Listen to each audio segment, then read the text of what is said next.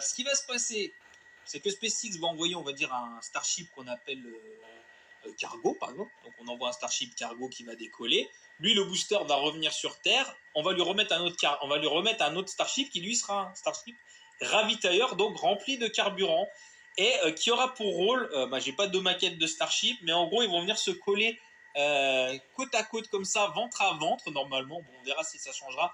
Pour l'instant, c'est ventre à ventre et faire du transfert d'ergol. Donc ça, c'est une technologie qui est essentielle pour le futur de l'humanité dans l'espace, puisque ça permettra d'avoir des fusées entièrement récupérables. Je rappelle, premier étage et deuxième étage entièrement récupérables et réutilisables, et donc de les ravitailler en vol. Et donc c'est hyper important pour SpaceX, puisque SpaceX a besoin de ça pour amener des grosses quantités sur la Lune, notamment. On vise 150 tonnes par vol à chaque fois. La concurrence vise à peu près 15 tonnes, donc ça vous donne quand même une idée de l'écart qu'il y aura.